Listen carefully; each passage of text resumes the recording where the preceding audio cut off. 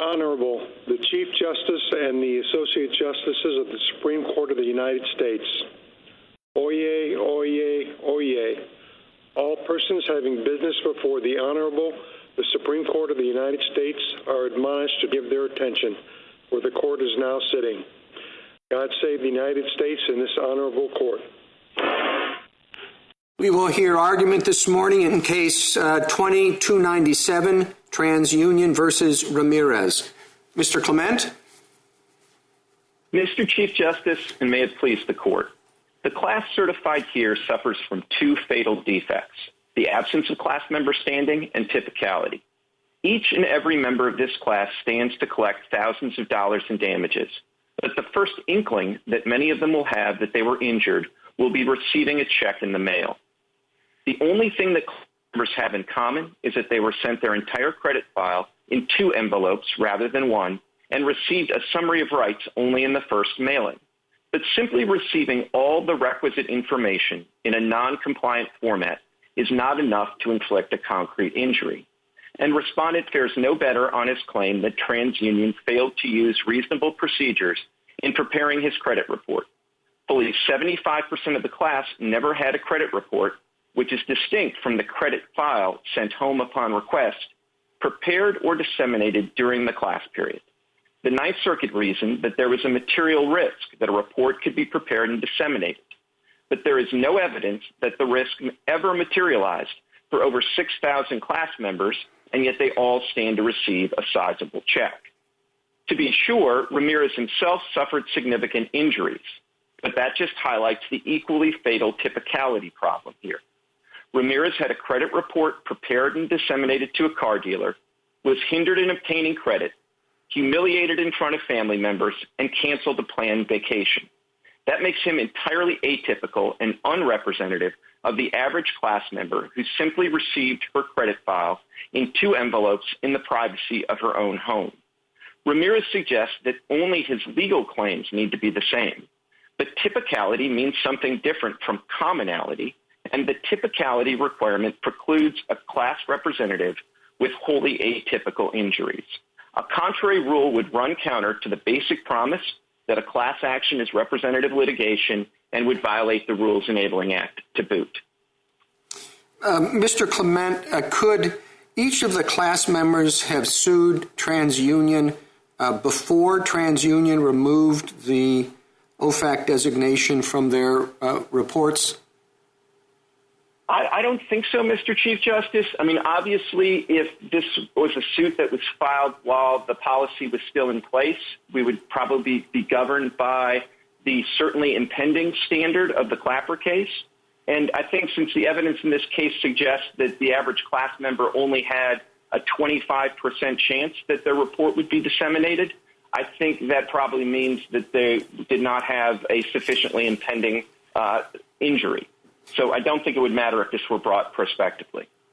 Well, doesn't that seem a little odd? I mean, they're injured by having their names mistakenly or misleadingly on a report that might be disseminated. They just want to take that off to avoid that risk, whether it's 25% or 98%. I don't know why they don't have sufficient standing to at least clear that up. Maybe their damages aren't terribly significant if, no one else has seen the report, but it's kind of a surprising thing that somebody with misleading information about someone, that the whole point is they hope somebody asks for it because that's when they get paid, and you can't do anything about it. Well, Mr. Chief Justice, what you can do about it, and what the statute specifically envisions to deal with this situation, is you can ask for a copy of your credit file before your credit report is ever disseminated to a third party. And the way the statute envisions this works is you get your credit file, you see the information that you believe is inaccurate or misleading, and then there's a process you can initiate it to get it cleared up before it ever gets disseminated to a third party. Well, but they've got no reason. They've got no reason to ask for a credit report. They've never bounced a check in their life. They've got perfect credit. Why would they even do that? Well, if they have no reason to think they have any problem, then I'm not sure how they would even know that they were suffering a risk of injury. practical sense. But in all events, whatever the rule is prospectively, I think when you're talking about a retrospective action like this and a challenge to a policy that has been discontinued, then I don't think a risk really matters. I mean, if the risk didn't materialize, at that point, I think that's a cause to sort of break out the champagne, not to break out a lawsuit. Thank you, counsel. Justice Thomas? Thank you, Mr. Chief Justice. Mr. Clement, if one of petitioner's clients contracted to get the same OFAC designation information in a credit report and did not receive that in any reports over a period of time, would that client have standing to sue petitioner?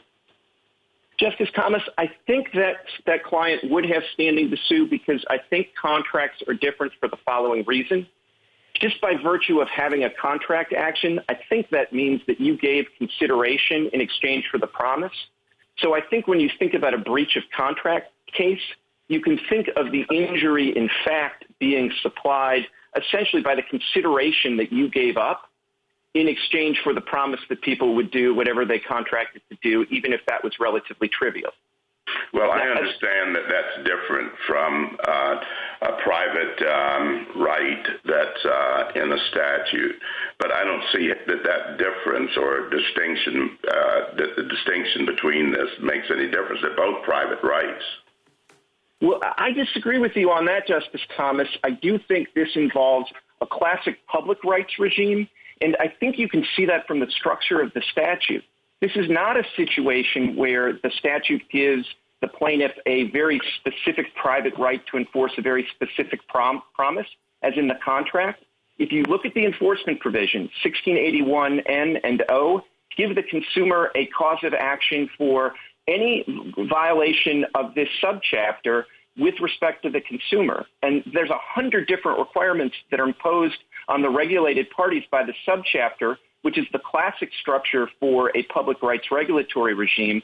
And that becomes unmistakable if you look at 1681S, which is the public enforcement provision of the statute, which equally gives the FTC the right to bring an action for any violation of a requirement of the subchapter. And they can even do that in front of the FTC itself, which, of course, is the hallmark of a public right. So I think this is a public rights regime.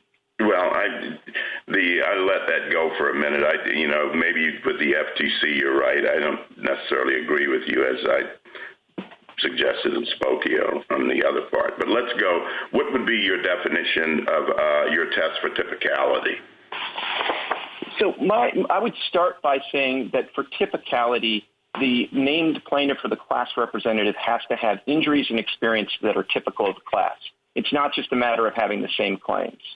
I think if you just laid down that rule of law, you would go a long way to sort of solving the problem. What would that leave for commonality and predominance then? Oh, I think they have definitely have a role to play, but they're independent roles. I can have a common issue in a case, but I can still be a very atypical representative to litigate the common issue, or even if that common issue predominates. So I think all three of those provisions work together in a complementary fashion. Thank you. Justice Breyer?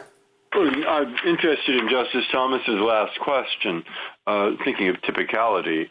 I mean, all of these plaintiffs, in respect to every one of them in the class, they didn't, in the first letter, get all the information they didn't get about the terrorist related. And they said that the company didn't follow reasonable procedures, and they said in the second letter they didn't get the summary of rights. So they were all typical in that respect. But Ramirez also went out and tried to buy something and got into a lot of trouble, and it was all complicated, da-da-da. So when the trial took place, would it have been possible for the lawyer for the company to have objected to the introduction of all that separate and special information about Ramirez on the ground that it had nothing to do and was prejudicial? It had nothing to do with the typical injury suffered by the class. So, Justice Breyer, I don't think that would have been a proper objection to raise.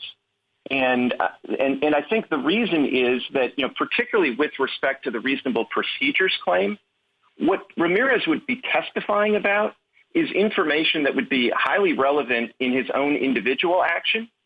And I think the Rules Enabling Act doesn't allow you to fundamentally change the rules of the road when the person is testifying in a class action versus an individualized action. And so I think the right way to handle this problem is to pick a class representative who is in fact typical. No, I know what you think is the right way, but I'm just wondering why in a class action where the individual who is the named plaintiff, say, suffers a head injury, and nobody else suffers a head injury, and he wants to introduce that because it had something to do with the injury, it's a relationship. But can't you object to that? Why not? You say, look, that might have been okay in an individual action to bring that in, but this isn't that. This is a class action. Let's stick to what the class action harms were. Why can't you say that? Well, I don't think that's the right way to do it, and you can't do it in part because of the Rules Enabling Act. I don't think the evidence that comes in as to the named plaintiffs is supposed to be fundamentally different. But if you look at the Ninth Circuit brief that my friends on the other side filed, they specifically said they needed to put forth the experiences of Ramirez at the Nissan dealership in order to lay the foundation for all of their claims, the reasonable procedure claims and the disclosure claims. Thank you. Justice Alito. The class members whose information was disclosed to third parties certainly had reason to worry about that, wouldn't you say? Well, yes or no, Justice Alito. I don't mean to resist it, but I think given that, we know that, roughly 1,500 people had their reports disseminated and nobody other than Ramirez complained, I do think there are a lot of people in this class who had it disseminated, and maybe the person on the other end took a quick look at the birth dates, saw that they were radically different, went ahead with the transaction. Kind of no harm, no foul. Well, is there really no harm? Suppose someone gets this information, asks for the credit report, gets the information, and sees that the person has been flagged as someone whose name resembles the name of a person who's on this list. Doesn't that inflict some psychological injury on the person who gets that information? I don't think so, Justice Alito. I mean, I read a report that late Senator Kennedy ended up being on the no-fly list or some list associated with the no-fly list for secondary screening. That I think he managed to get it cleaned up, and I'm sure it was a little bit of an inconvenience for him to be on the list. But the bare fact of knowing that you're on a list or share a name with somebody who's on a list, I don't know that really is injury in fact. Of course, even if it is, that's only 25% of the class. All right, let me shift to a different subject. If we were to agree with you, and this is an if, that the district court should have certified only a narrower class, only those whose information was disclosed to third parties, can that be remedied simply by precluding recovery for those not in the class? Or did that possibly overbroad certification hurt your client in some other way that can't be untangled? I think it did hurt my client in ways that can't be untangled. I think it may have even prejudiced the plaintiff a little bit, given that the jury may have sort of thought about the size of the class in making the award. It's a little hard to completely unpack it. Of course, in what ways might it have hurt your client, or did it hurt your client? Well, the jury did hear evidence that suggested that we did this to thousands of people. When that's actually not the case based on the premise of your question. So I do think that's quite prejudicial to us. There's also sort of the theoretical problem that I'm not sure that when a court proceeds on the assumption that it's exercising jurisdiction over all the absent class members, that you just sort of, at the end just say, well, never mind, we'll just sort of fix that by sort of sticking this for the 25%. I would also just add, we don't think that Mr. Ramirez was typical, even as to the 25%. So we think because of the typical. Thank you. My time is up. Thank you. Justice Sotomayor? Counsel, I read Rule 23A3 as requiring typical claims and defenses. Mr. Ramirez's claims were not subject to any unique defenses, and they were identical to every class member's claims. Everyone in the class was designated a potential match with someone else on the OFAC list because of the same unreasonable process. And everyone received the same 2 mailings in response to requests for their credit files. Now, you object to Mr. Ramirez's atypical harms or potential individual damages.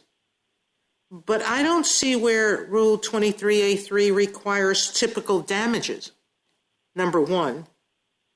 So how do you square your argument with the text of the rule? But number two, when you raised this issue before the district court, it suggested a verdict form that would let the jury award different statutory damages for class members who experienced different harms. That seemed like a very reasonable way to handle the situation. But TransUnion didn't ask for such a form. It didn't object to Mr. Ramirez's testimony or seek discovery from absent class members. I just see this as a trial error, not as an error in certifying the class. And the trial error was invited by you, so not by you personally, but by counsel below. So, Justice Sotomayor, let me respond to both pieces of the question. First of all, I think textually on Rule 23A3, it requires the claims and defenses to be typical. I don't think it answers the question of whether that means that with respect to the claim that needs to be typical, you look at the various elements. Don't you think that this is a typical claim, meaning this is exactly what this law was intended to avoid? He's as typical a claimant as one could imagine with respect to the law at issue. This is exactly why the law was passed, to protect people from exactly this situation, the situation he faced. But with respect, I don't think his claim is typical of the claim of the average class member. I mean, I would liken it to if my fingernail is broken, and I represent a class of people with broken fingernails, but my fingernail was broken in the process of having my hand mangled, I don't think I have a typical claim. I don't think I'm a typical class representative. And I think you would say that textually by saying, my claim is different. It's not typical. It may be the same legal claim, but it's not a typical one. And typicality asks for something more than commonality. As to the trial error, with all due respect, I think if you look at we actually proposed a jury form that allowed the jury to say that with respect to the statutory damages, you couldn't find that every member of the class was entitled to statutory damages. It was Ramirez or no one, and under our proposal, you can't say one or all. That was rejected. And throughout this case, the other side was the one saying that we can just get one number for the statutory damages award, and that's why individualized damages don't predominate. So I don't think this was a trial error, with all due respect, and we certainly proposed. Thank you, counsel. I've run out of time. Thank you. Justice Kagan? Mr. Clement, suppose that there's a carcinogen, which when it is in your drinking water, you have a 50% chance of getting cancer. And suppose Congress passes a law that everybody exposed to that carcinogen can sue and obtain statutory damages. And suppose that there's a class action of people exposed to that carcinogen. Does that satisfy Article 3?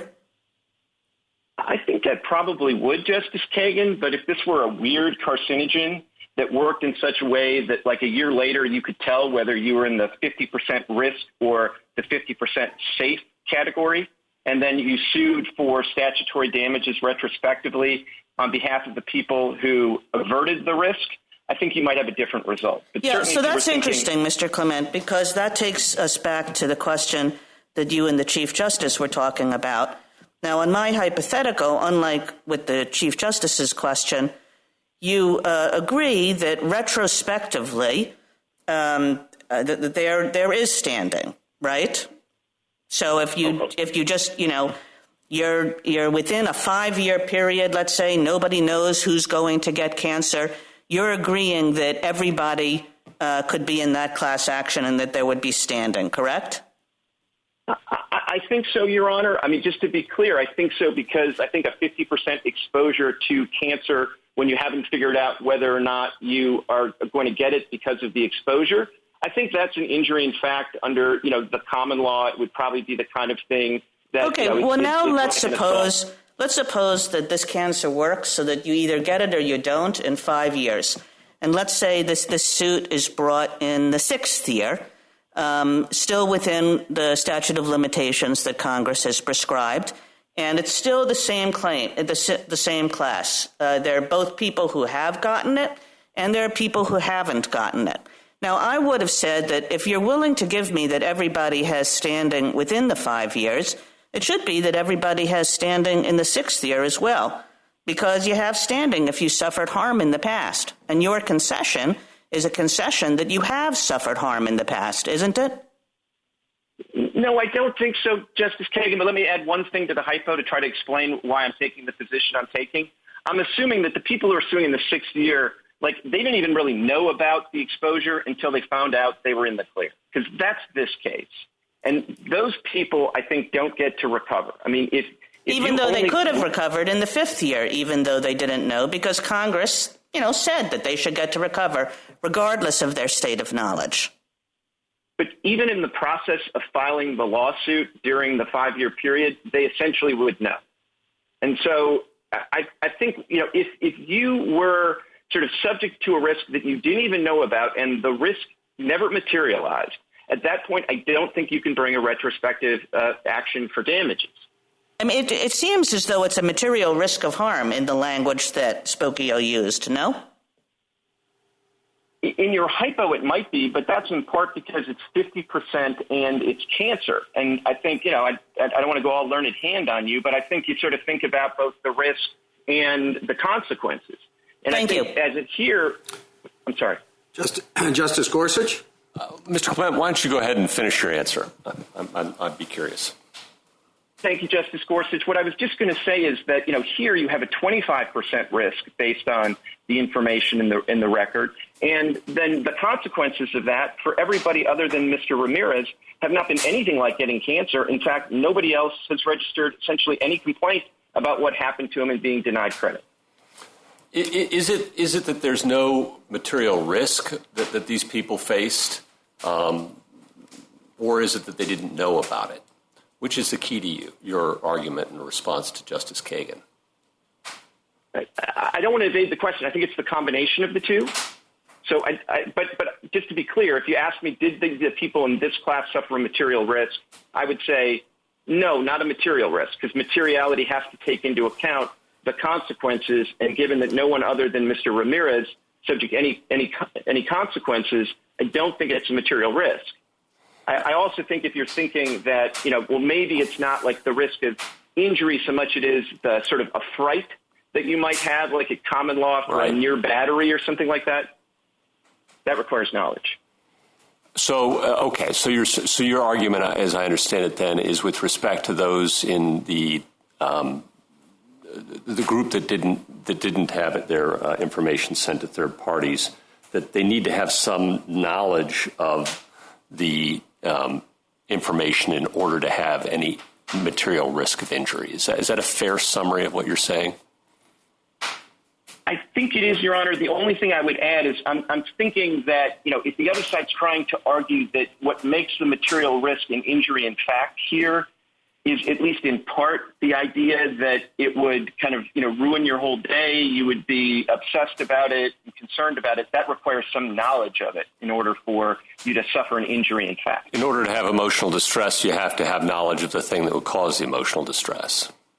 Exactly. And I think you have to, the other side, not me, with all due respect, has to have a theory as to how the material risk translates into an injury in fact, unless you think that a material risk just standing alone is an injury in fact. And if you think that, I think it's got to be a lot higher than 25%. Okay. And then with respect to the 1,800 who did have their information published, When I look at, the common law of defamation, publication was presumed to give rise to injury. The idea of if something bad is said about you in public, the common law would presume an injury. Why wouldn't the same hold true here?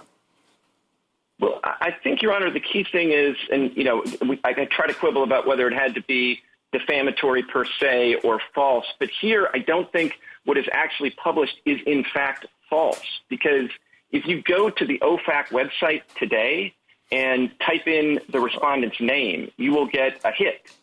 So what was communicated is this name is a potential match to somebody with the same first name and last name on the OFAC. I got it. My time's expired. At some point, though, if you get a chance, if you could assume that it's substantially false, then what? But I'm afraid my time's expired. Justice Kavanaugh? Thank you, Chief Justice, and good morning, Mr. Clement. To pick up on Justice Gorsuch and Justice Kagan's questions, let me make sure I understand the risk of harm. As I read your brief, you said the risk of harm alone is likely not enough for damages as opposed to injunctive relief. At least that's how I read footnote 4 of your brief. In response to Justice Kagan and Justice Gorsuch, I think you were saying, but tell me if I'm wrong, that the risk of harm is still not enough for damages unless the risk of harm is itself a separate harm. In other words, the risk of harm is not cancer. In other words, you don't have the cancer, but the risk of harm may create emotional injury. Is that an accurate way to summarize what you're saying?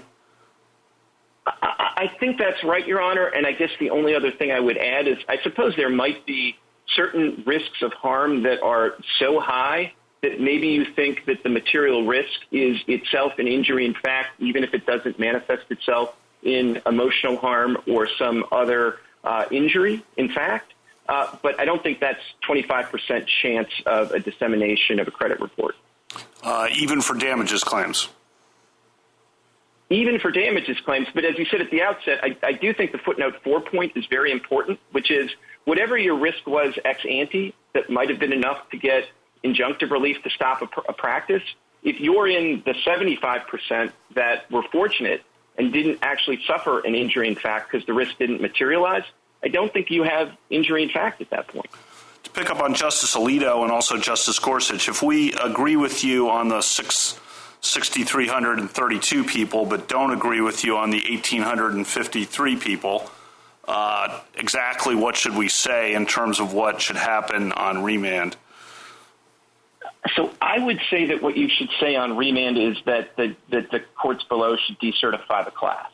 Because remember, from the very beginning, we said the reason you can't have a class here is because the issue of injury is not common to the class. And so I think you'd essentially be vindicating the point.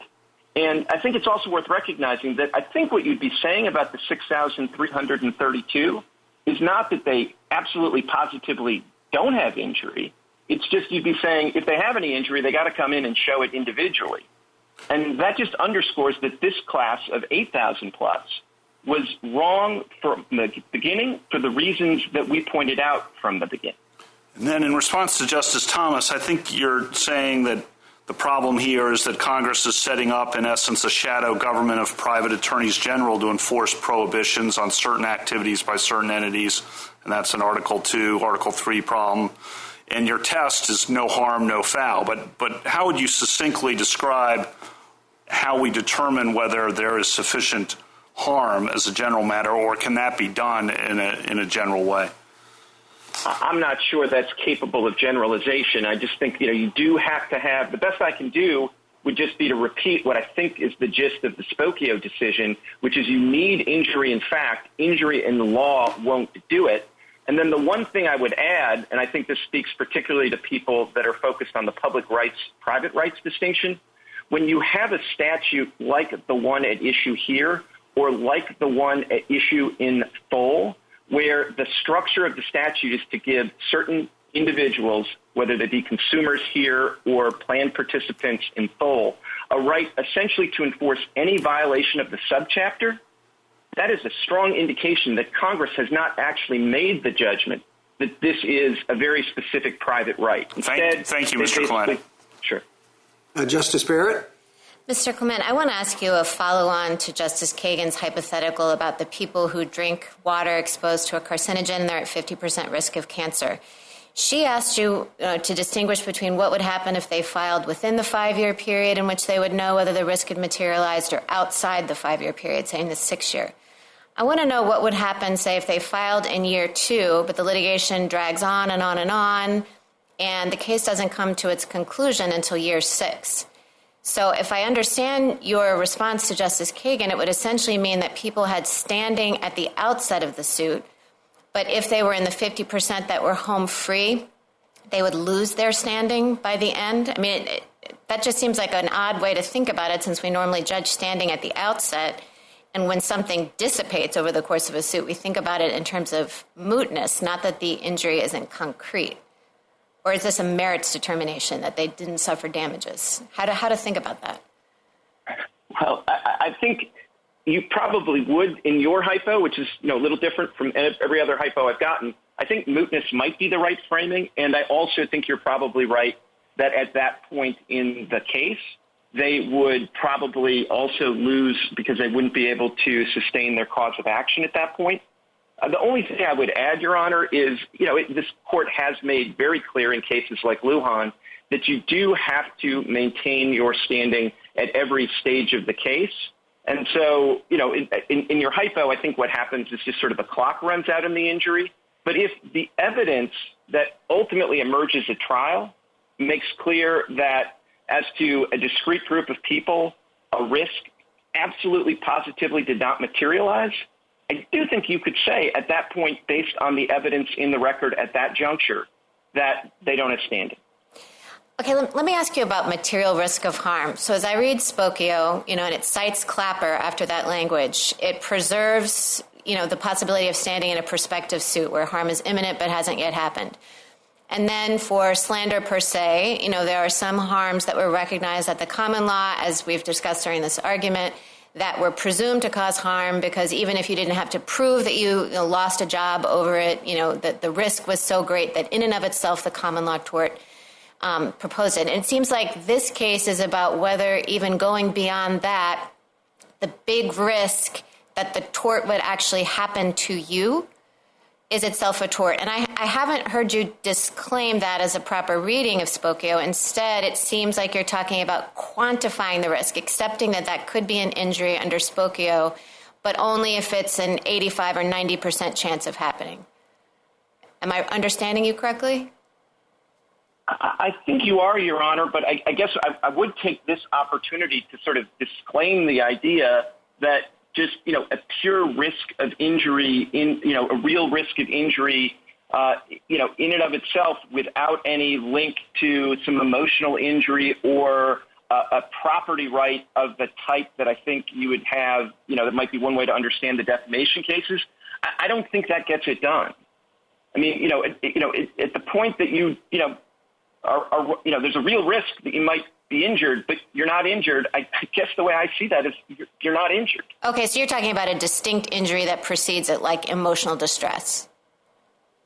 Sure, and that's why I got into the discussion about sort of whether you know about it, because obviously, I think if you don't know about it at all, then you can't be distressed about it, and so you can't suffer the injury in fact. Whereas there's certain injuries, if somebody trespasses on my property, and I find out later, but at the time I had no idea. I'm going to have to stop you, Mr. Clement, because I'm out of time. Thank you very much. Sorry. A minute to wrap up. Mr. Clement. Thank you, Mr. Chief Justice. In the end, there's no getting around the two fatal flaws with the class certified here. The district court recognized from the outset that proof of an actual de facto injury would require individualized proof and refused to certify certain state law claims on that ground. But he excused the class from making an individualized showing of de facto injury for the FCRA claims because Ninth Circuit law did not require it at the time. But under any proper understanding of Article 3, each class member must have injury in fact, and this class must be decertified. Decertification also follows because Ramirez is a radically atypical class representative.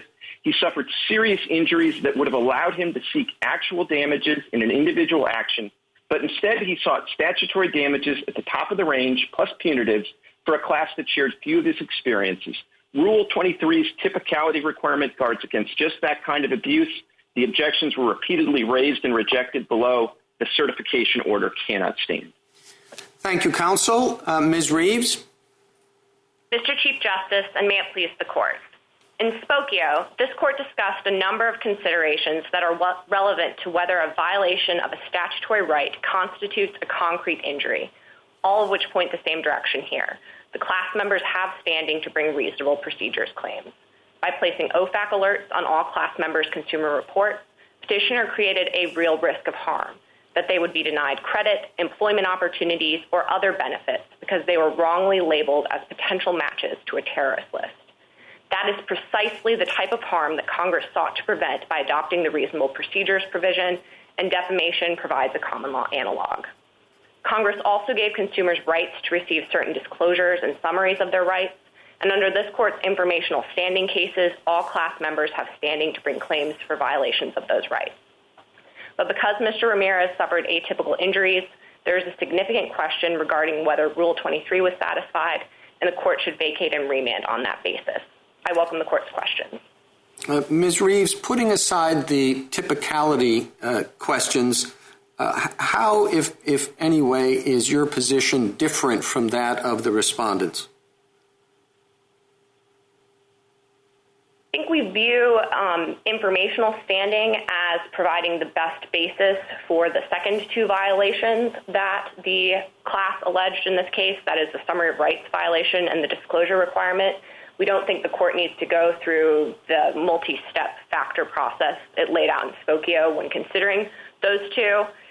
And I think, in addition, we look at a few different factors when considering the reasonable procedures requirement. We don't really focus on potential of any emotional distress, but look at just the risk of dissemination as to these class members. And similarly, we haven't taken a position on whether there was third-party publishing because of the activities that TransUnion engaged in within its own organization or with its third-party vendors. You said in your opening that the class members were wrongly labeled potential matches to the OFAC list, but I don't see how that's true. They were potential matches, right? They had the same name. Potential doesn't mean actual, and I don't see how it doesn't mean actual, and I don't see how it could be actionable if they were accurately labeled potential matches.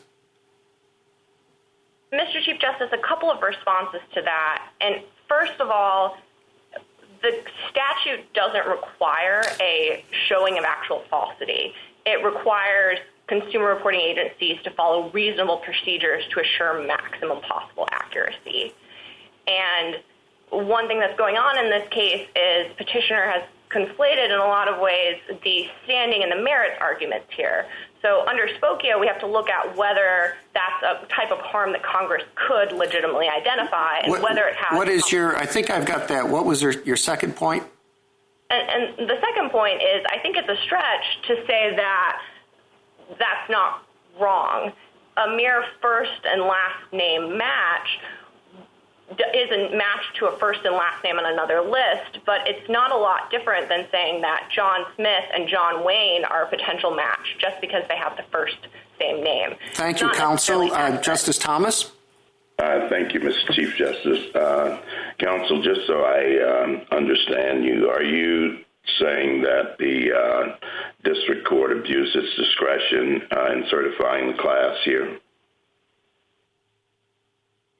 We haven't quite gone that far, Justice Thomas, but we do think that the courts below viewed typicality through the wrong legal framework, and that may have resulted in a improper certification of the class, but we haven't taken the position that it was certainly an abuse of discretion. But if there isn't an abuse of discretion, on what basis would we send it back? So we think that the courts below did apply an incorrect legal framework, but we're not sure that the ultimate outcome was incorrect. And so we think that the basis the court would send it back would be to say that this was the wrong typicality framework.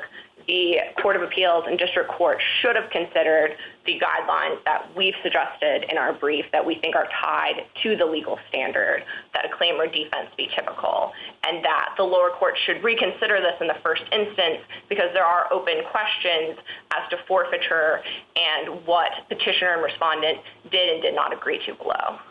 So do you think that there's anything other than the level of harm? What is atypical about this claim? Mr. Ramirez's injuries are atypical, we think, and a claim is not necessarily defined as just the elements that an individual needs to prove. Black's Law Dictionary, when it defines claim, includes the relief that's requested. And so a claim can consider the injuries that result from an individual's experiences that may, while the defendant's actions may have been the same as to everyone, the plaintiff's experiences might have some impact on what is and what is not relevant for the purpose of proving a claim. Thank you. Justice Breyer? I have the same question. Just if you want to say more about Justice Thomas's last question. How is this different? I've always thought that a class of antitrust plaintiffs, all of whom have to pay higher prices as the result of price fixing, could be represented by a consumer who, through an odd chance, bought 1,000 times more of the product than anyone else in the class. He just had higher damages.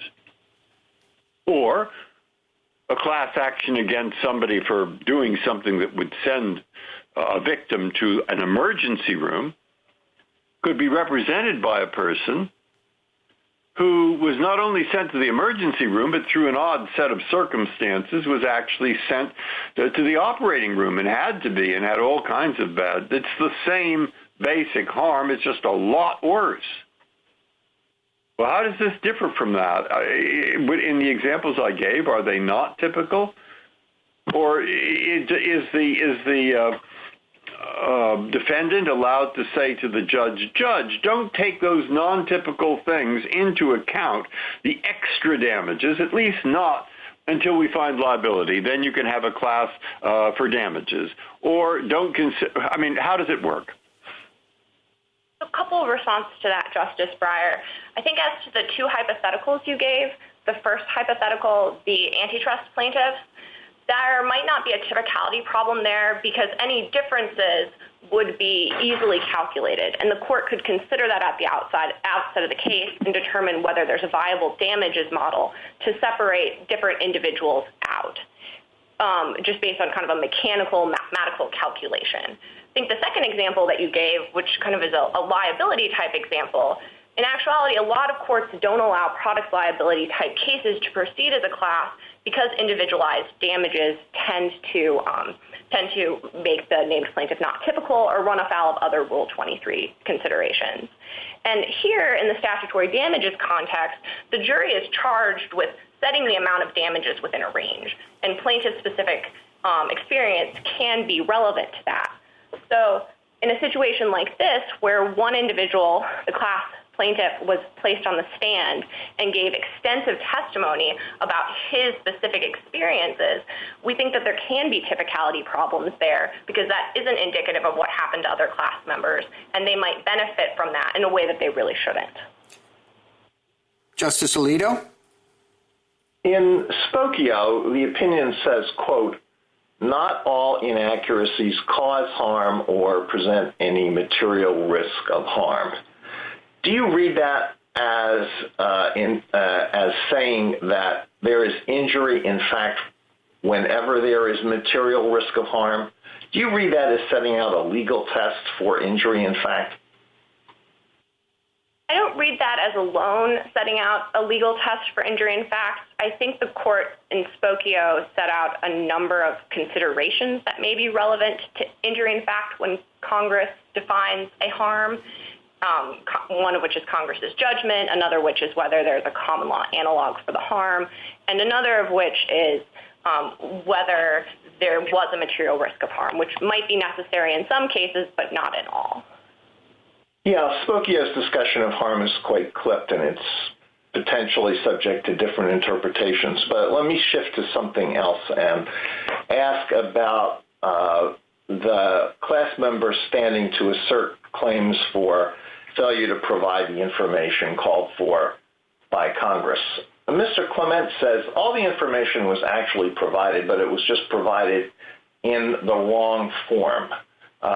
You may not agree with that, but is it your position that there is always injury in fact when information that Congress says must be disclosed in a particular form is not provided in that form, but is provided in another form, and the recipient is well able to understand the information that's provided? That's not our position, Justice Alito. The informational standing cases that we rely on here rely on a denial of information that is statutorily required to be provided. And what you've just described wouldn't be a denial of information. And so if there's a statutory formatting requirement, that would kind of probably be back in the more general Spokio analysis where we'd have to look at the various factors that Spokio lay out. All right, thank you. Justice Sotomayor?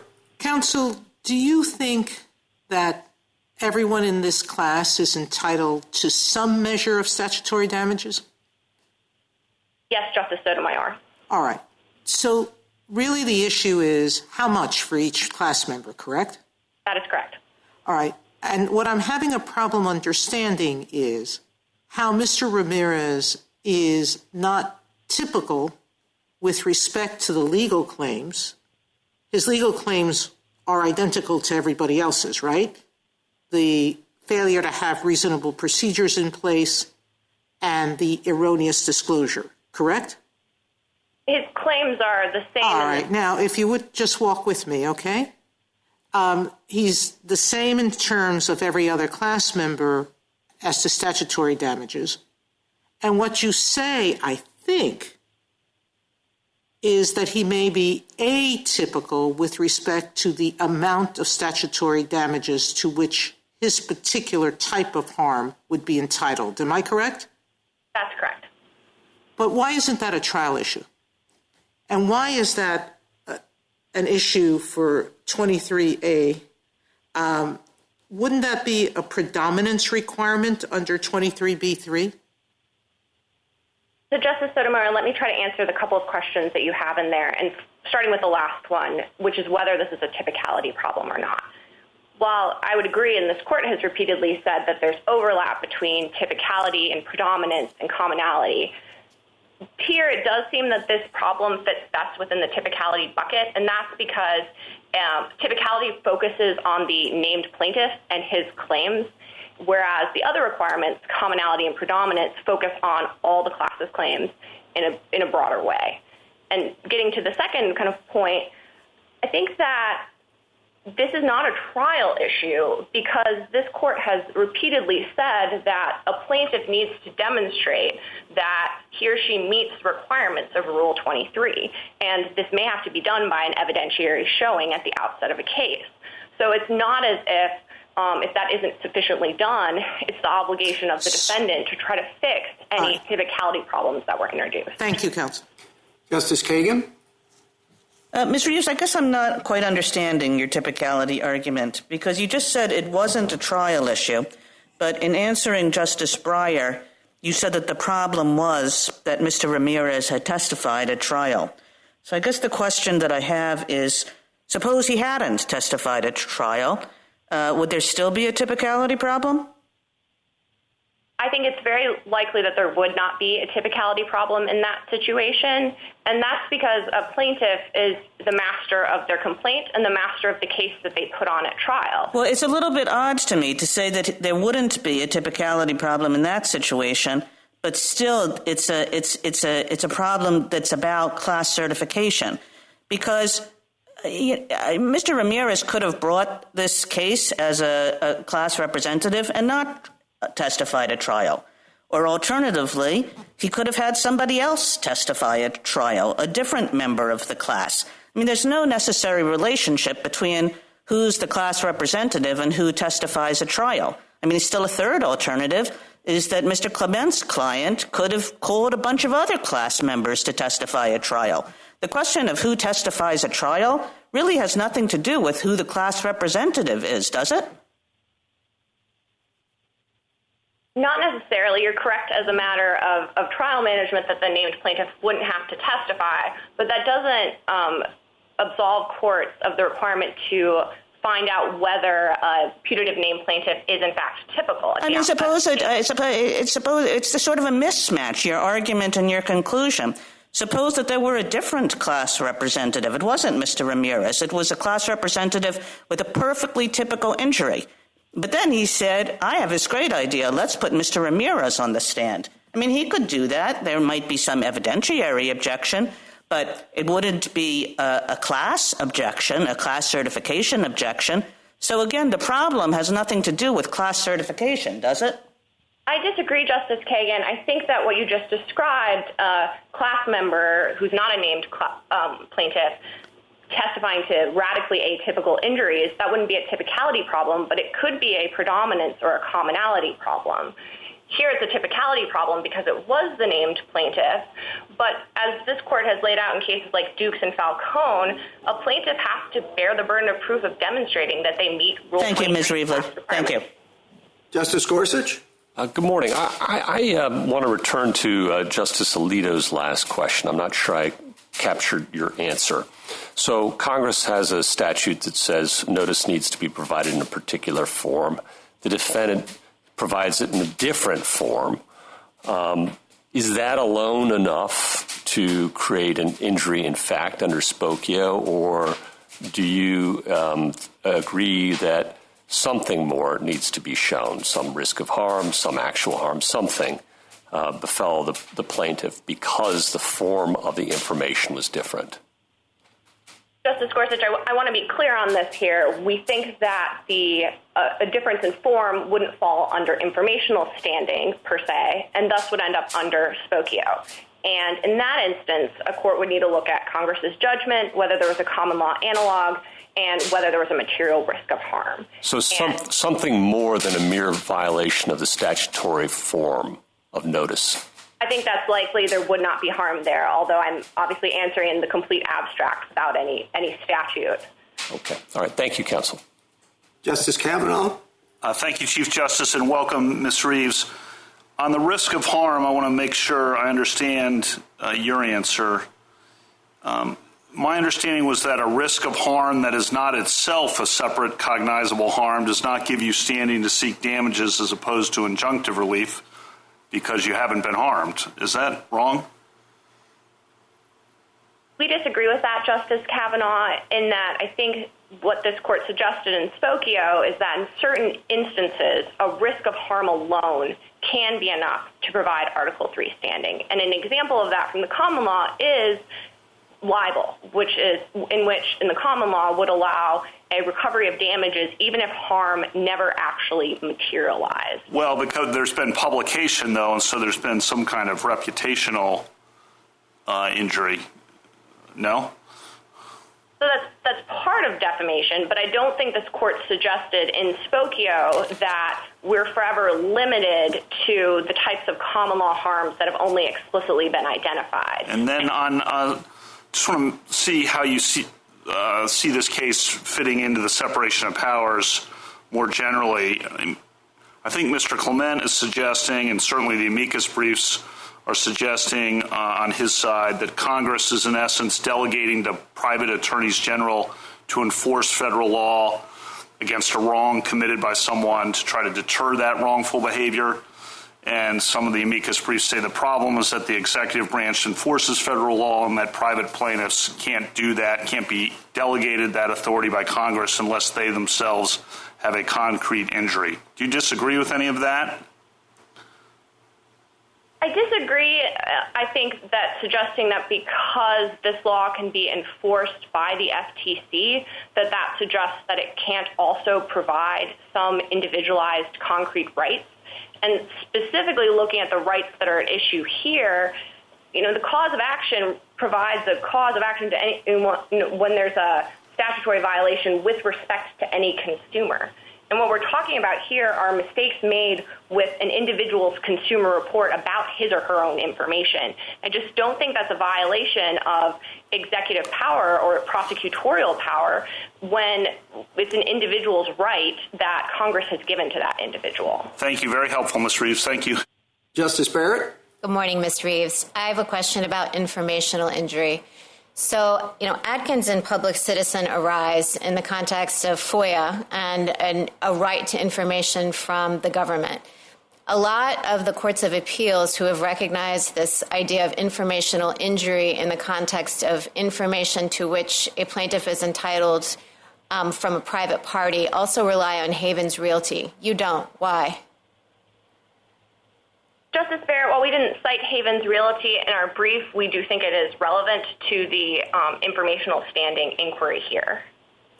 Can you describe a little bit more? Because it seems to me that Havens Realty the harm there is discrimination, not deprivation of information. And since it's kind of an obvious cite, since those are the three cases that the courts of appeals relied on, I was surprised not to see it there. Do you think Havens Realty is distinguishable?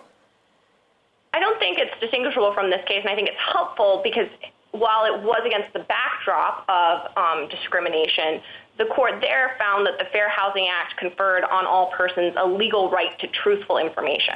Okay, let me switch gears for a second and go back to Atkins and Public Citizen. If in those cases, those who were seeking information had said, we want the information, we filed the FOIA requests, we have no plans of even opening the envelope with the information if you provide it to us, would they have had standing then? I think it's certainly a closer question, but I don't think that informational standing, as this court has viewed it, it solely requires the denial of information to which someone's entitled under Article 3. Then why is it a close question? If the plaintiffs in those cases had disclaimed any intent to use the information or even look at it, why, under your theory, isn't it a straightforward yes, they had informational injury and therefore standing? Well, I think the answer is yes. I think it's closer just in that it might, touch on the concreteness just a little bit, but at the end of the day, the denial of information alone is enough, and we think those cases are best read that way, and we think what happened here is also best seen as a denial of information, regardless of the fact that there's not proof potentially as to individual class members about having opened the envelopes. Thank you, Ms. Reeves. A minute to wrap up, Ms. Reeves. Thank you, Mr. Chief Justice. While we've discussed a number of hypotheticals today, it's important to keep in mind the actual claims here. On these facts, the various Spokio factors all cut in favor of finding standing for the reasonable procedures claims. The OFAC alerts were inaccurate as to a material issue, whether a party making a contracting decision could lawfully contract with a consumer. And there was a substantial likelihood that all class members' reports with the alerts would be disseminated to third parties. Petitioner's business model depended on dissemination, petitioner made the reports available at a moment's notice, and petitioner had a high dissemination rate. Congress made a clear judgment to protect consumers in this situation, and nothing in Article 3 prevents Congress from doing so. This case falls on the standing side of the line, regardless of where hypothetical cases involving other statutory provisions and other facts might come out. And the disclosure and summary of rights claims fall squarely within this court's informational standing precedent. But given the typicality issues, the court should vacate the decision below and remand the case. Thank you. Thank you, counsel. Mr. Issacharoff. Thank you, Mr. Chief Justice, and may it please the court. Congress recognized both risks and benefits inherent in centralizing massive amounts of private credit information. It gave credit reporting agencies broad preemptive protection from tort liability, but also the responsibility to ensure accuracy and to follow specific procedures to enable consumers to challenge misreporting. Nothing in Article 3 restricts Congress's power to create those rights. The class alleged and proved invasion of particularized statutory rights granted to them, not the general public. The common law has long recognized a concrete interest in economic reputation and afforded an inferred remedy without proof of actual damages. TransUnion created an explosively high risk of harm by placing OFAC designations not in a secreted desk drawer, but in the readily accessible credit files of innocent Americans. As the SG argued, TransUnion's business was the dissemination of information to third parties. No dissemination, no profit. Both courts below found the claims asserted were the same for all class members, following the text of Rule 23A3. Mr. Ramirez's accuracy claim stems from TransUnion's systemic failure to ensure accurate OFAC reporting, and his disclosure claim stems from the same two non-FCRA compliant letters sent to every class member. All class members sought statutory damages based upon the same willful misconduct of petitioner. But the heart of this case is the concrete harm established at trial. Being labeled a potential OFAC match is not a misreported zip code. It is the scarlet letter of our time. It banishes individuals from the marketplace.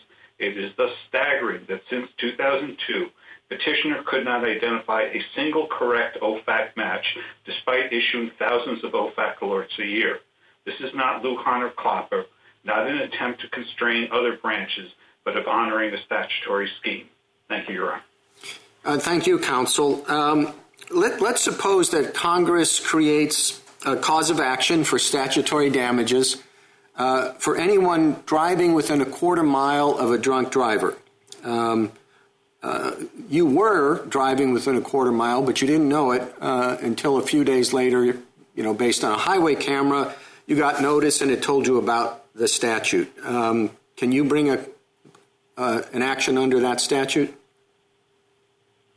I believe you could bring an action under that statute. The question would be whether you were harmed at all. And Spokio runs the inquiry about the risk of harm together with the scope of the congressional interest. And at that point, you would have a marginal case, Your Honor. So you're saying that you would have standing to bring that suit?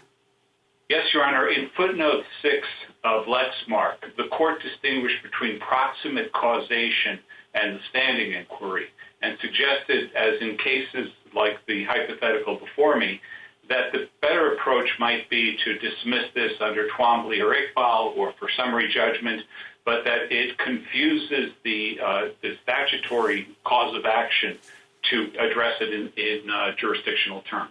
Well, but Spokio also said that Article 3 standing requires a concrete injury even in the context of a statutory violation.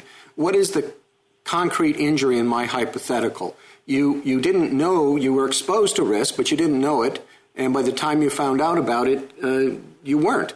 I think Mr. Clement said, you should be breaking out the champagne or talking about how lucky you are, not how much you've been injured.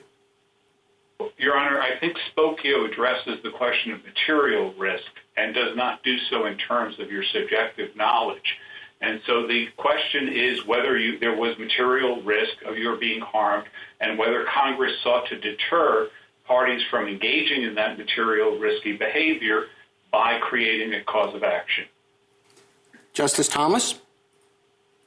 Thank you, Mr. Chief Justice. Counsel, just a couple of quick questions. Do you agree that every member of the class has to have standing? Yes, Your Honor.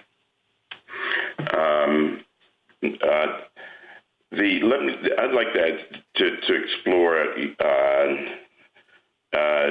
something just briefly.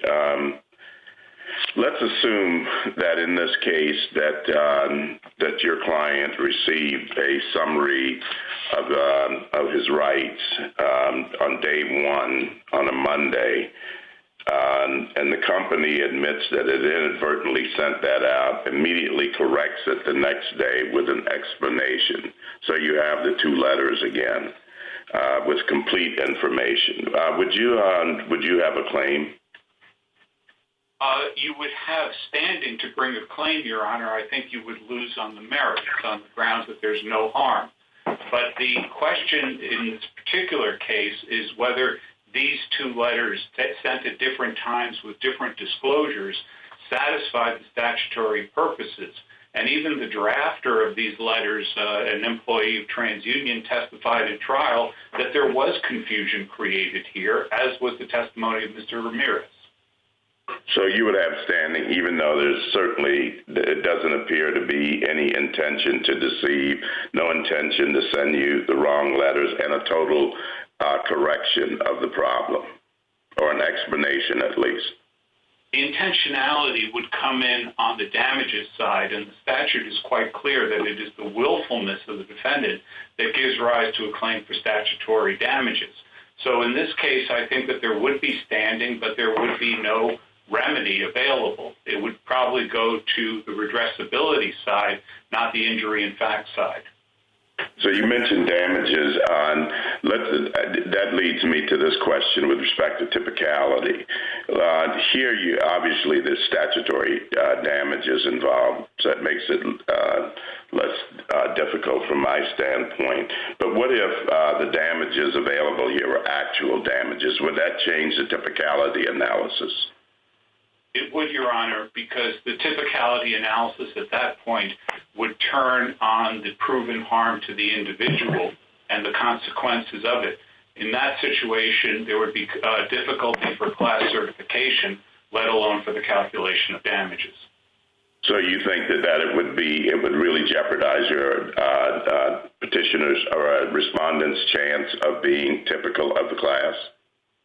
Not typicality, Your Honor, because the typicality goes only to the claims. It would compromise predominance. It would compromise perhaps the adequacy of representation. But so long as the claims asserted of themselves, as this court said in Falcone, that is what typicality has to ensure. Thank you. Justice Breyer? Well, you want to say anything additional on that point, additional about what I think must have come up often or fairly often in class cases where damages differ, but there are the issues that you say that are the same. Is someone goes in and tries to testify about the extra damages that he suffered, the higher prices, or the many more widgets that they were charged on, or the special bad treatment he got in some hospital, etc. And the other side, I should think, would be able to object either that it's relevant, something like its relevance is small compared to the harm it's going to do to our case, for these damages are not really very typical. They're especially egregious. That'll prejudice the jury. But am I on the right track there, the wrong track? What's actually happened? I think you are on the right track, Justice Breyer, and I would have two responses. The first is simply that centuries of experience with the trial practice has led the federal rules of evidence to address exactly the questions Your Honor is asking about through Rule 403, the ability to object that testimony is more prejudicial than probative, but also places a burden through Rule 103 on the objecting party to clarify the issues before the trial court and to set them up for appeal. More broadly, I would say that if you look at the mechanics of class certification and the requirement under Rule 23C that it be done as early as practicable, at this point, at the point of class certification, it is unlikely that anyone has any idea what the nature of the trial testimony will be. When petitioner sought 23F review in the Court of Appeals, it did not address the typicality point. It tried to disqualify Mr. Ramirez not because he was too strong, but because he had no claim. They said that he had dissembled in his application. They said that he had no damages, and they tried to disqualify him on summary judgment on the same basis. It's only upon the retelling on appeal that Mr. Ramirez emerges as Hank Aaron. There was no evidence before the district court at the time of certification that there was anything atypical in the strength of Mr. Ramirez's claim. Thank you. Justice Alito? Let's assume that TransUnion has a computer program, as I assume they did, that will flag anybody whose first name and last name corresponds to someone who is on this list. Do you think that everybody who would be flagged, if there were any sort of inquiry, has suffered injury in fact, even if there never was an inquiry regarding that person? I think they have under this court standard in Spokio. There was certainly material risk.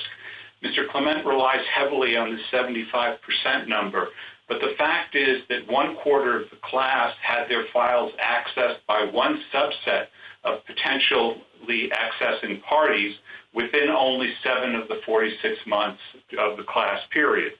So there is material risk here. But I think it goes beyond that, Justice Alito, that the testimony at trial was that over 98% of the people on the OFAC list are foreigners. They are not American citizens. The class was only Americans. And let me interrupt you to try to get an additional question. One of the things we look for in determining whether there is Article III standing is whether there's any common law analog, whether this was the kind of case that would have been recognized as an appropriate case in court at the time of the adoption of the Constitution.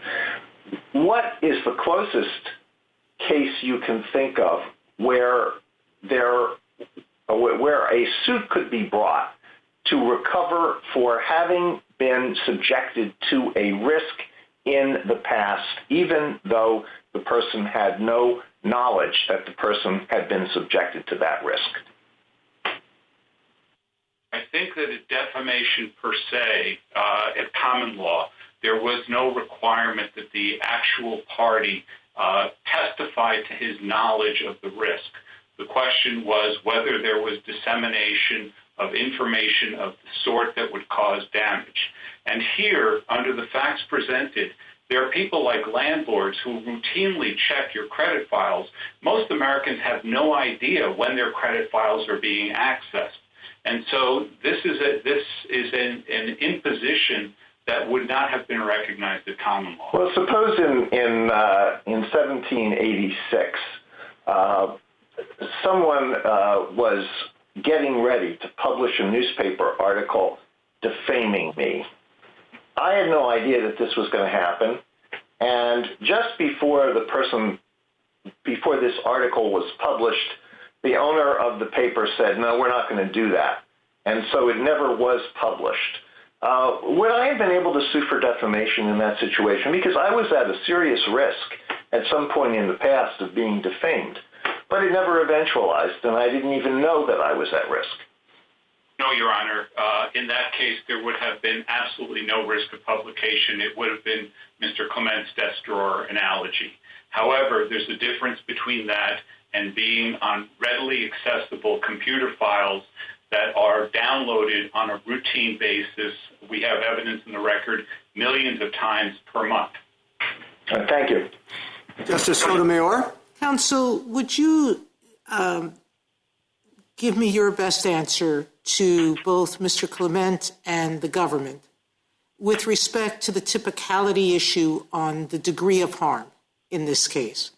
Both of them believe that under 23A, that typicality often has to address whether your damages claim are common to the class in some way. So give me your best answer. There have been decades of experience under Rule 23A3, and there has never been a requirement of identity of damages among all class members. In fact, when Congress passed the PSLRA and determined that it would be best for the class to have the strongest claimant take the lead, there was no need to modify Rule 23 or in any other fashion change the substantive law of class certification. We have had experiences, as Justice Breyer suggested, with antitrust cases where somebody bought 1,000 times as many widgets as someone else, and that does not alter whether the claims or defenses are the same as are being asserted by the rest of the class. There is no basis for distinguishing in the legal claims that are being asserted. There are questions, of course, about whether there can be common answers to the common questions, as this court determined in Dukes versus Walmart, or there can be questions as to predominance. Thank you, counsel. Justice Kagan? Mr. Issacharoff, I get the harm from your procedures claim, but I'm wondering if I could press a little bit more on the disclosure claims. I mean, what Mr. Clement says about those is that your clients are complaining about receiving 2 envelopes in the mail rather than 1. Why isn't that the right way to look at this, that this is really a sort of no harm, no foul situation? I believe that that's a factual question, Your Honor, and if indeed it was just two envelopes and there was just a mistake as to the mailing, that may mitigate any kind of disclosure claim.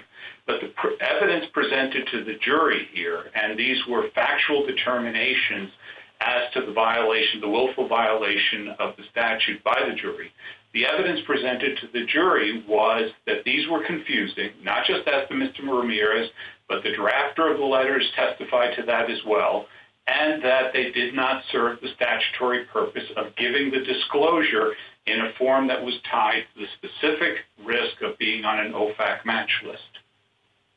And just thinking about what a material risk is, a material risk of harm, as Spokio described it, what do you take that to mean? I mean, how likely does a risk have to be? Of what kind of harm are we talking about? How should we think about that standard that we set out? Well, Spokio runs together a number of different analytic strains.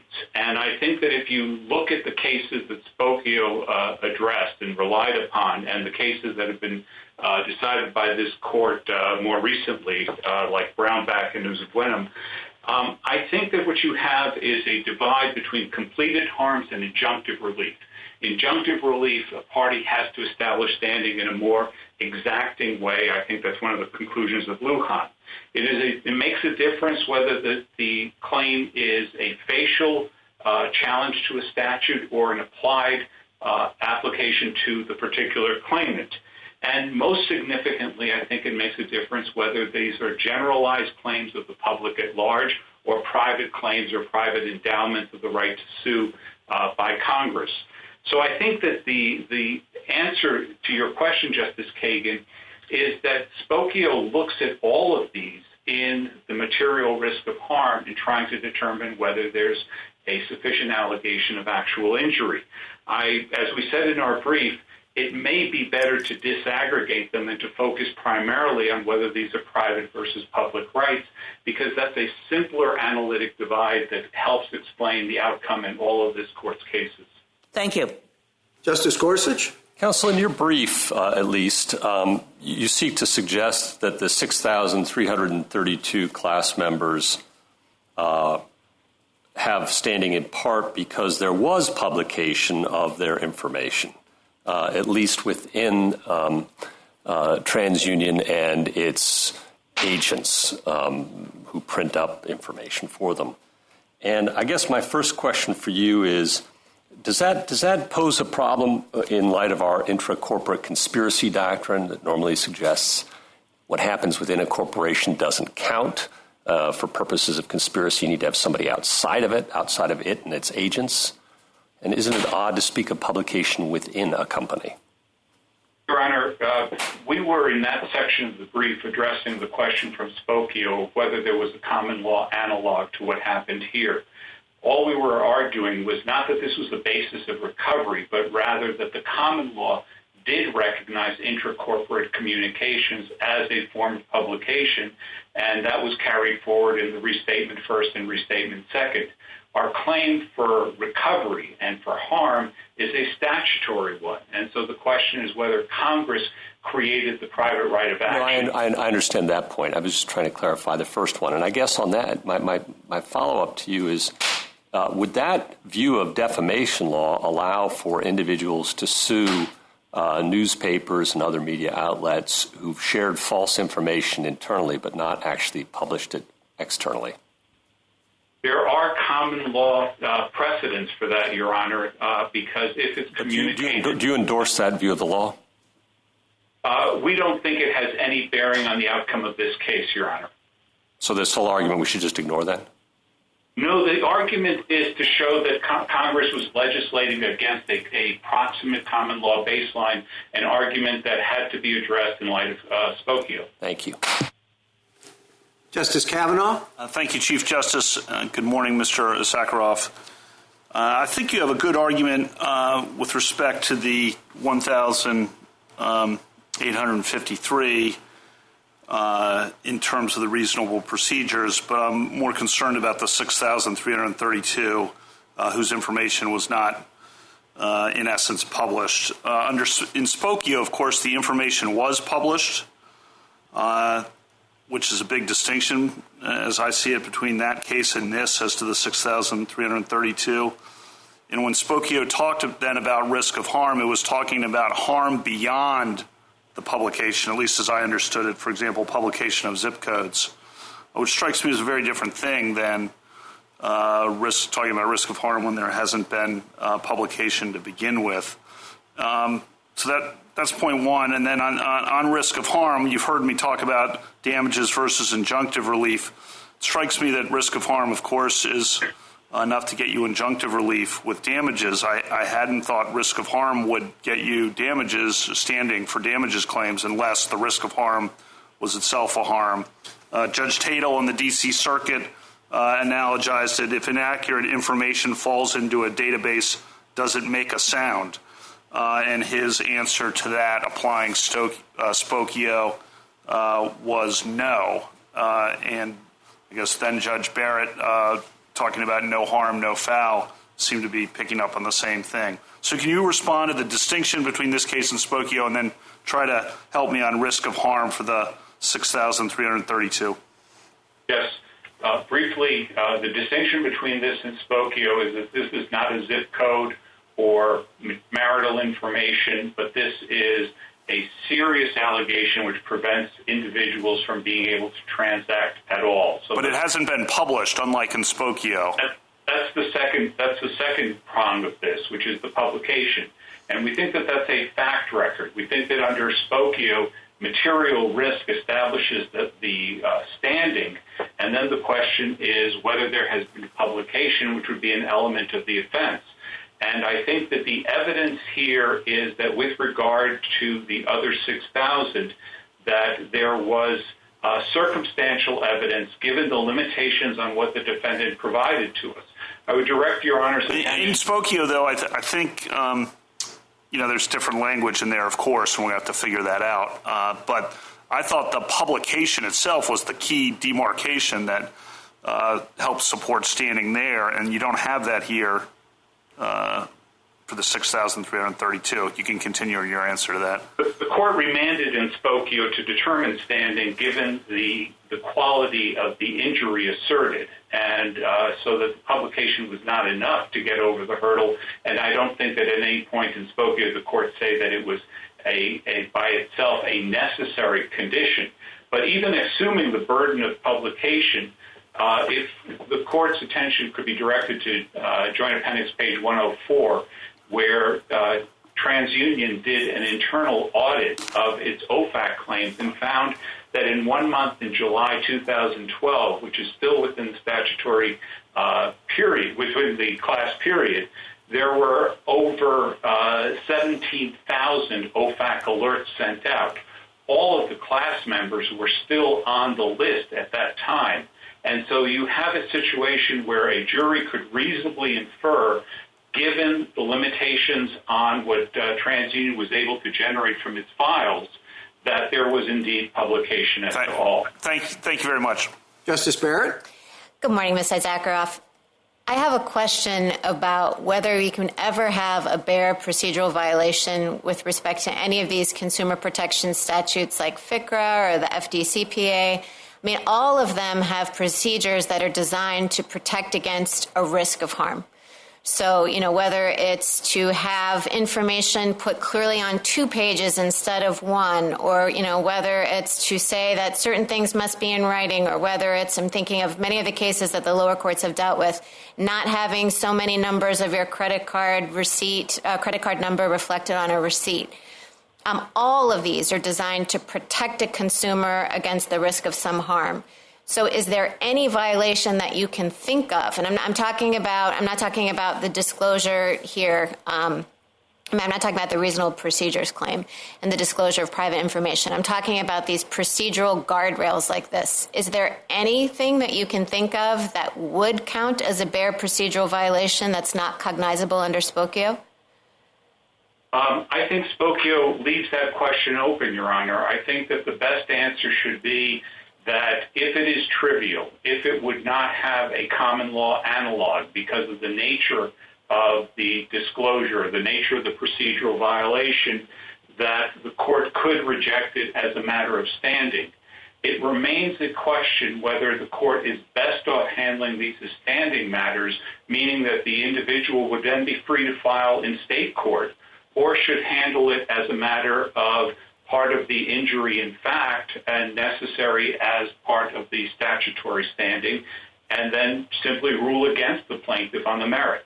So then is it your position that the reason why they were standing for these things coming in the two envelopes and the OFAC envelope not having the specific information that was included in the first credit report, is it your position that the reason why that's not a bare procedural violation as opposed to something else, you didn't give an example, but something you say would be trivial, is it because of it being inherently shocking and confusing, like the Ninth Circuit said? Is that what distinguishes it? That is part of what distinguishes. It is also the fact that they were called out on exactly these types of procedures by the Third Circuit in Cortez. But that doesn't have anything to do with whether the plaintiff was injured. That might bear on how egregious TransUnion's behavior was, but that doesn't bear on the injury, right? It bears on the injury on the willfulness claim for statutory damages. But not the concreteness, right? No, not the concreteness of the individual plaintiff. That's correct, Your Honor. Okay.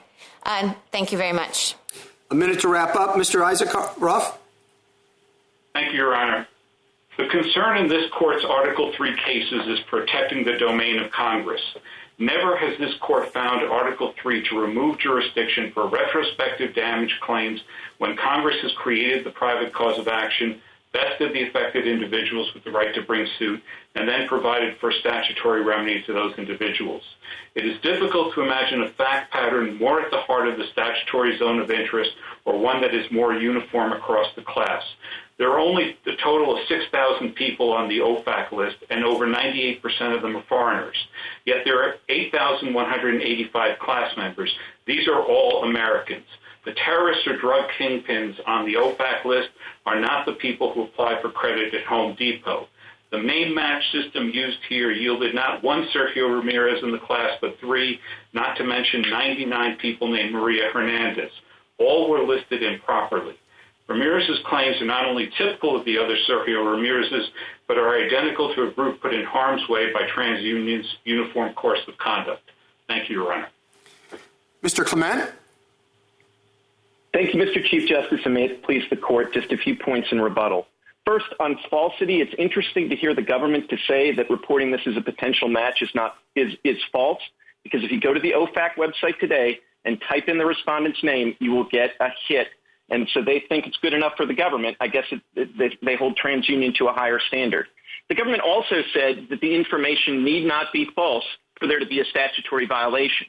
And that's actually an important point, because if that's their position, that kind of destroys the analog between the statutory violation and the common law violation, which is a point Justice Scalia made at argument in the Spokio argument. If I can move now to standing. On standing, I think that Respondents' Counsel correctly answered the Chief Justice's hypo, at least under Respondents' view, that a material risk is enough under Spokio.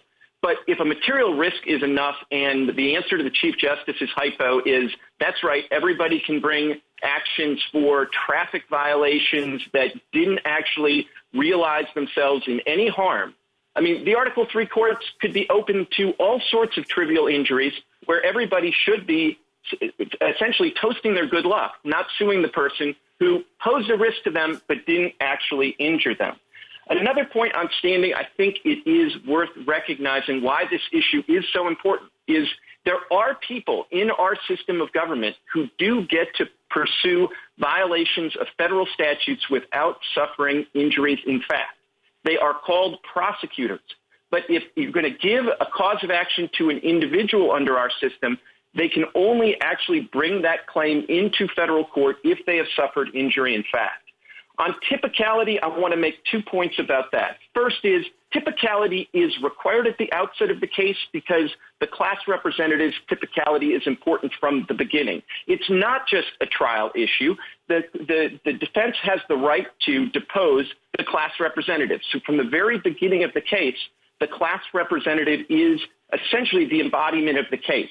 It is true, I suppose, as a technical matter, that the class representative doesn't have to testify, but in practice they do, and that's why having an atypical class representative is a bad idea from the beginning. The antitrust cases are different, Justice Breyer, and they are different in an important way because it starts with the predominance question at the beginning of certification. In an antitrust case or a securities case, people will say, well, the individualized issues of damages will predominate. And people will say, no, we can deal with it with some kind of claim processing issue. And then the damages issue isn't that important. But in a statutory damages case, particularly one seeking punitives, at the predominance issue, what the plaintiffs say is, don't worry, we have one-size-fits-all statutory and punitive damages here. And then if they turn around and say we're going to find the least typical class representative we can, that's an abuse. That's an abuse this court has to stop. The other point I would make about this, and this is really where the standing and the typicality arguments come together, if it really is going to be the case that you can have standing just by suffering a material risk and you don't actually have to have the injury realized, then having somebody who suffered a real injury risk and had it materialized on them is a very atypical class representative for a class of people who only suffered a material risk. And the last thing I'll say is, you can say your last thing. Counsel? I'm sorry. I may have exceeded my time, in which case. Okay. Thank you. Thank you, counsel. The case is submitted. The Honorable Court is now adjourned until tomorrow at 10 o'clock.